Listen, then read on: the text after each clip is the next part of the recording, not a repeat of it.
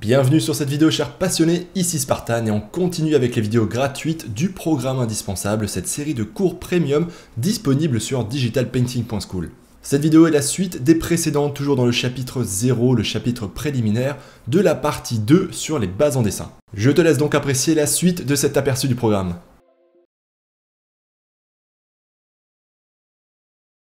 Tout d'abord, je tiens à préciser qu'il n'y a pas de bonne ou de mauvaise méthode d'apprentissage en dessin.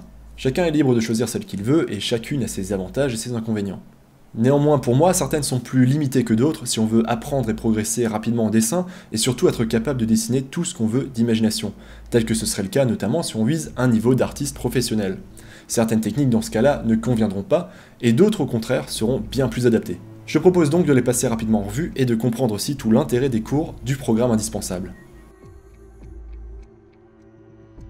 Instinctivement, on commence tous par là. On dessine sans réelle méthode, sans astuce, sans rien, tel qu'on le pense, ou en mimant la manière de dessiner de ses camarades de classe, de ses parents, etc. Souvent d'ailleurs de manière inconsciente. On essaie donc de se débrouiller avec ça et de dessiner ce qu'on a en tête grâce à la représentation qu'on en a, c'est vraiment le dessin par talent naturel, ce qui signifie aussi que son propre talent est sa limite. On va rapidement être bloqué face à ce qu'on ne sait pas dessiner, car on manque de méthodologie. Par exemple, là comme ça, saurais-tu me dessiner d'instinct un éléphanteau en train de sauter? Ou encore juste comme ça, juste avec ton talent naturel, serais-tu capable de me dessiner une sorcière en train de voler sur son balai magique qui se dirige vers un château fort? Ouais, je parie que tout de suite ça te paraît pas facile. C'est clairement une méthode que je déconseille à tous ceux qui souhaitent apprendre à dessiner ce qu'ils veulent avec la plus grande liberté. C'est même le contraire de la liberté puisque décalquer revient à être enchaîné, totalement dépendant de l'image qu'on veut décalquer. Sans image, on ne sait plus où placer ses traits. Cette méthode a l'avantage de permettre de dessiner entre guillemets très facilement et d'avoir des résultats rapides, mais en soi c'est pas vraiment du dessin, c'est plus pour moi repasser mécaniquement par-dessus des images déjà existantes.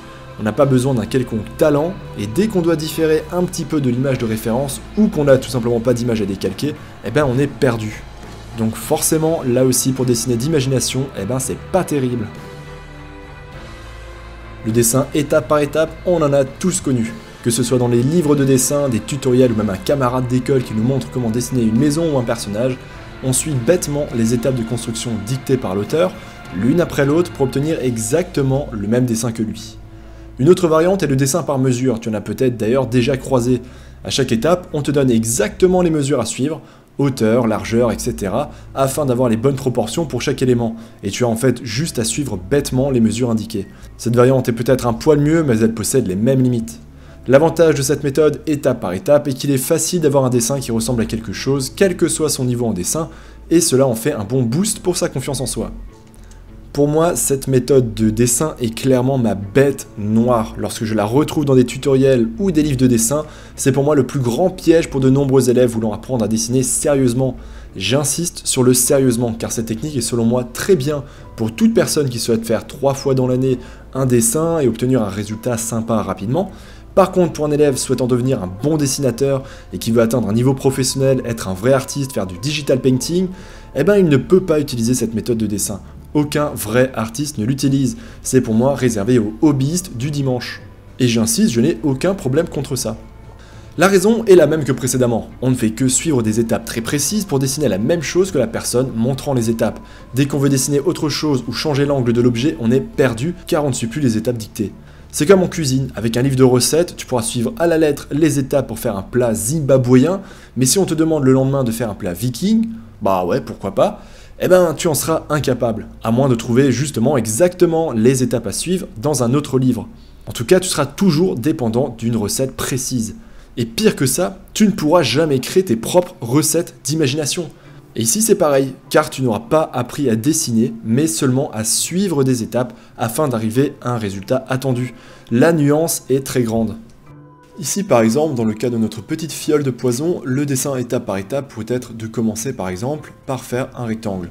Ensuite on va dire que pour fermer en dessous, on va devoir faire un petit arc de cercle. Donc on suit l'étape qu'on nous a donnée. On reproduit vraiment bêtement ce qu'on nous dit en fait. Ensuite, on doit refaire cette partie-là.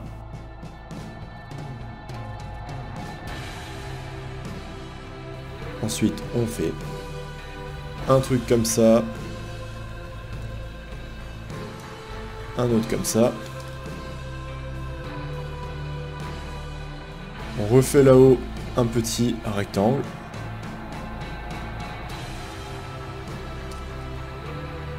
On refait un petit arrondi.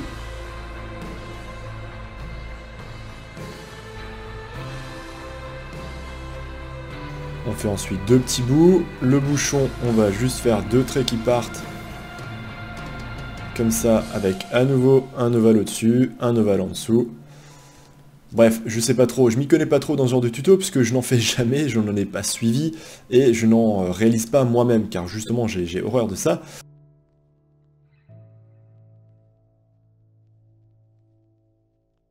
Et ensuite, voilà, il faut enlever les traits de construction. Bref, c'est à peu près ça du dessin étape par étape. C'est-à-dire qu'on te montre exactement un objet à reproduire en faisant des étapes très précises et dans un ordre très précis. Si maintenant tu voulais faire une line avant d'en faire une autre, parce que tu n'as pas respecté l'ordre, eh ben t'es perdu, tu ne saurais pas le refaire.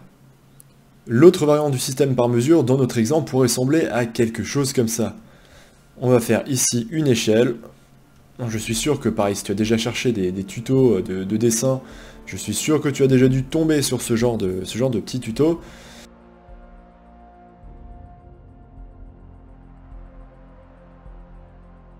On aurait ici 0, ici 10, une espèce de gradation. Ici, à peu près 2, on retient cet indice, c'est-à-dire qu'on va avoir ici la fin du goulot de la petite bouteille. À peu près 4 sur 10, ici, on va avoir la séparation entre la partie droite et la partie recourbée du verre. Et ici, à peu près à 9, 9,2, et bien ici, on va avoir le bas de la bouteille, qui est effectivement plutôt là-haut à 9. Ensuite, on va avoir les mêmes dans l'autre sens. Voilà, quelque chose comme ça.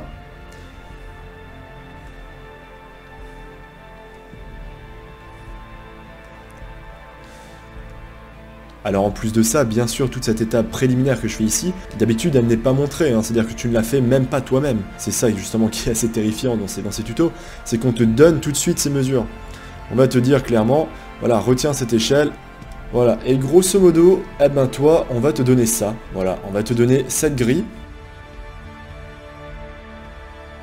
On va juste te demander de dessiner ces repères, et tu sais que ton objet va être inclus dans cette limite, et on te dit précisément à quels endroits arrêter tes traits. Donc tu sais qu'ici ce sera la partie de la bouteille où on va s'arrêter. Donc on sait qu'ici on va avoir l'arrondi.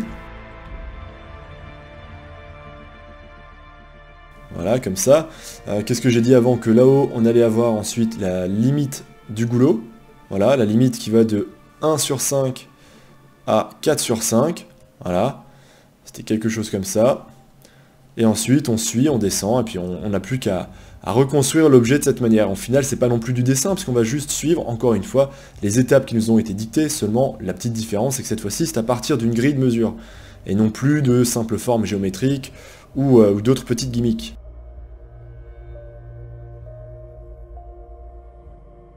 On l'a tous fait, et moi le premier. Copier le dessin de quelqu'un d'autre revient à reproduire les traits de dessin déjà faits par un autre artiste sur son propre dessin, pour obtenir une copie identique. Cette méthode permet de dessiner assez facilement, d'impressionner ses amis et de booster sa confiance en soi. Pour moi, elle permet même de s'améliorer un peu en dessin car on s'entraîne à l'observation, au respect des proportions et on peut tourner cela comme une étude pour en retirer plus d'enseignements. Par exemple sur le style graphique, la technique de l'artiste, le choix de design, etc. Mais attention, ici je ne parle pas d'une étude complète telle qu'on a pu en faire en digital painting, je parle vraiment de la copie d'un autre dessin lorsqu'on va prendre la line d'un artiste et qu'on va reproduire cette même line. Au final, ce dessin n'est qu'une imitation de quelqu'un qui est meilleur que toi. Non seulement tu ne seras jamais capable de le surpasser, mais pas non plus d'atteindre son niveau, car tu n'auras pas appris les fondamentaux, et encore une fois, tu es limité au dessin que tu copies. Dès que tu sors de ce cadre, eh ben tu seras perdu. De plus, tu ne sais pas non plus pourquoi tu dessines certaines choses de telle manière, telles que les formes, les ombres, pourquoi le reflet est placé à cet endroit. Et d'ailleurs, un œil expérimenté le remarquera en regardant ton dessin. On verra tout de suite que tu as fait des choses sans les avoir vraiment compris ou sans les maîtriser. Pour conclure, cette méthode de dessin est très bien, encore une fois, si tu es un hobbyiste, si tu fais juste du dessin de temps en temps pour le plaisir le dimanche, mais pour un élève désirant apprendre sérieusement le dessin, ce n'est pas suffisant non plus. Tu connais cette méthode car c'en est une que je t'ai beaucoup enseignée dans la partie 1 du programme indispensable avec les nombreuses études à réaliser. À chaque fois, j'entraînais un peu plus ton talent au dessin d'observation. J'en ai déjà parlé mais je vais le rementionner. Chez les non-artistes, il y a une croyance qui persiste. Utiliser des références, c'est tricher. Et c'est totalement faux et 100% des artistes professionnels dessinent à partir de références quand cela est nécessaire. Et même lorsque l'artiste dessine d'imagination, il en est capable car il a justement dessiné la même chose plein de fois auparavant à l'aide de références. Les avantages de cette méthode sont nombreux. N'importe qui peut apprendre à dessiner à partir de références et développer son talent. C'est aussi un avantage pour étudier et comprendre ce qui se passe dans l'image qu'on dessine, telles que les valeurs, les lumières, les couleurs, etc. C'est aussi une aide précieuse si on veut gagner en réalisme dans ces digital painting. Et oui, si on veut faire des choses réalistes, il faut déjà savoir à quoi ça ressemble dans la réalité, il faut donc avoir une image en tant que référence pour s'aider. Le seul gros inconvénient de cette méthode est qu'on dessine ce qu'on voit et non pas d'imagination, même si c'est une étape nécessaire pour y arriver. Tu l'as peut-être d'ailleurs ressenti à la fin de la partie 1, la différence entre dessiner à partir de références et la difficulté qu'il y a dès qu'on doit dessiner quelque chose sans l'avoir sous les yeux, ou dès qu'on veut faire quelque chose qui n'existe pas, qui vient totalement de notre imaginaire. Enfin, dernière méthode, dessiner en comprenant l'objet. Sa structure, ses volumes simplifiés en 3D, sa perspective, etc. Ça paraît tout de suite plus dur, car ça l'est. Mais le bénéfice derrière est grand, très grand. Dessiner tout ce qu'on veut, même d'imagination, avec la plus grande liberté. Cela peut être fait à partir de références ou sans références. Si tu maîtrises ces techniques de dessin, tu atteins le Saint Graal, c'est un peu la technique ultime. Tu peux même devenir artiste professionnel en illustration, en concept art, en animation, peu importe. L'inconvénient en revanche est que cette technique est forcément la plus longue à apprendre et elle demande des mois de pratique, voire des années, pour devenir un Léonard de Vinci. Mais le passage est obligatoire et passionnant.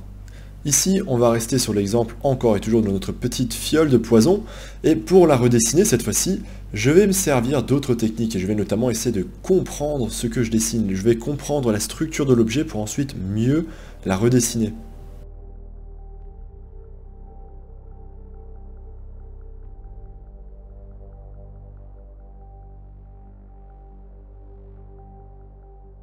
Par exemple ici, pour le corps de la bouteille, pour le bas, je sais très bien que j'ai un cylindre.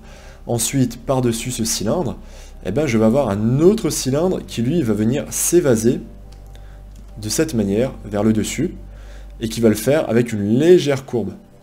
Donc on va avoir quelque chose comme ça. Donc là bien sûr je le fais vraiment à la va-vite, je fais ça de manière comme un croquis extrêmement rapide. Donc le résultat ne sera pas forcément très propre, je veux vraiment aller vite. Ensuite on sait qu'en haut, on a un autre cylindre. Voilà, il est juste un tout petit peu plus large.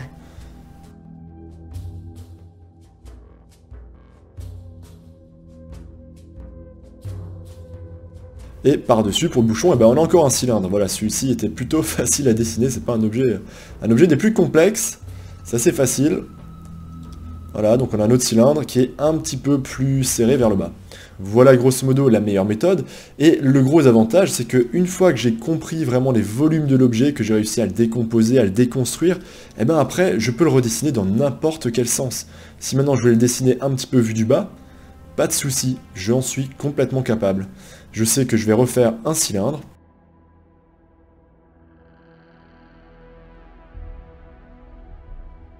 Voilà, comme précédemment, avec par-dessus un autre plus petit cylindre.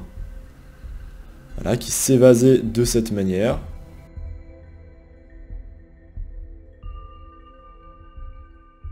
Ensuite, au-dessus, on a encore un cylindre qui est cette fois-ci légèrement plus large.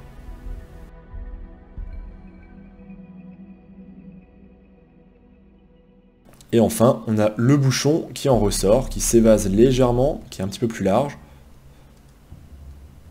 Et qui va ressembler à quelque chose comme ça.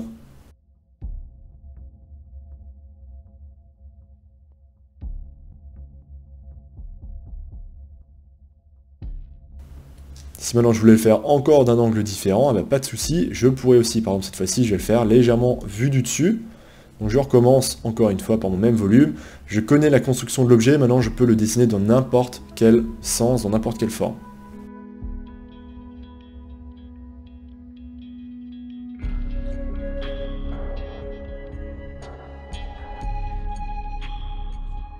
Voilà, bon, c'est vraiment fait à la va-vite, histoire que tu comprennes.